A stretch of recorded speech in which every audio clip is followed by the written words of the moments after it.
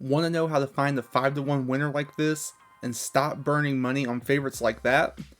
This was a great opportunity for us because there were a few things at play from a handicapping perspective that could narrow down the field quick.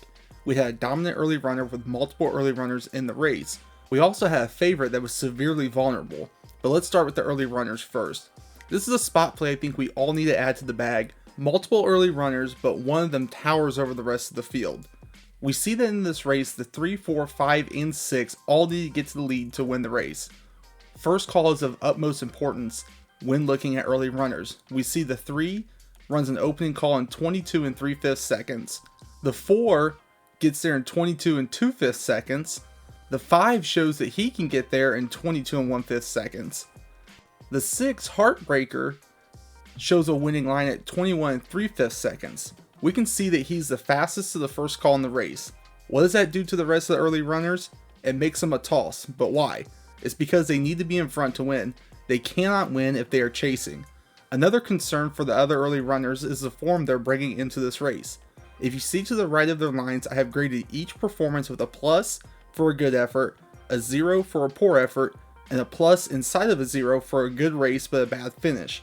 The quick rule of thumb is that 2 0 races in a row is a horse that is out of form and one you should look to play against. And that brings us to our favorite, the 1, Don't Wait Up. The first thing that should stand out to you is the 2 0 races he finished out with in 2022. He hasn't ran a step since his maiden win at Saratoga in 2021. And look at that speed figure. He's never came close back to that 95 again. His 2 races at Belmont last year, he was chasing the whole time. A horse that chases speed is outclassed. Clearly he was outclassed in that allowance and stakes race. But now they've dropped this horse that they think very highly of into a $30,000 claiming race. With speed figures that are slow, he's been blown out in his last 2 starts and comes into the race with 0 form. This is a prime example of a favorite to go after. Since the rest of the runners we're looking at need to come from off the pace, the second call is of great importance here. Our projected second call is going to be 45 and 1/5 seconds set by our 6 Heartbreaker. But now we need to see who can run a winning race to that. The 2 is 1 for 28 lifetime, and we see the 4 straight races of terrible form. He's an easy toss. The 7, same story, bad form. Last race was okay with the positional move, but we see that was against a 46 and 2/5 seconds second call.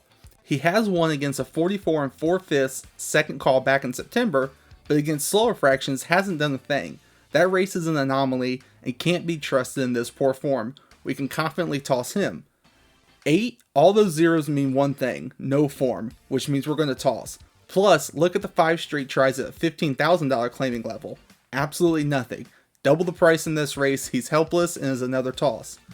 Going over to the 9, we can see the winning second call here is 46 and 1/5 seconds for Colorfield. Today will be much too fast for him and at a level he might be in over his head since he only broke maiden for $30,000. Usually these runners are competitive at about half their maiden claiming price. Toss him from win contention today. The 10 looks to be our main threat to our dominant early runner. He won against a 45 and 2/5 second call. Let's look at the class level. Same as our 9 horse, $30,000 maiden claiming. His race after that, he got dusted in an allowance level race, then went to Fairgrounds in a $30,000 claiming race to finish a distant 3rd. He was chasing speed the whole time. Again, a horse chasing speed's outclassed, and that's what we have here. Toss the 10. When watching how this race played out, it was interesting because the 1 and 4 both go with the 6. Our 6 horse was more than fine to sit outside of them and challenge for the lead at each call before taking over. We were able to narrow down to 1 horse and get a double-digit payoff in a race that on paper looked to be a speed duel early. This single could have been keyed in any horizontal wager sequence or a key in any vertical on top of the win bet that we should have had on Heartbreaker. Spot plays like this can make the difference in a day of betting. Check out how the fastest pace of the last race was a key angle in hitting a daily double.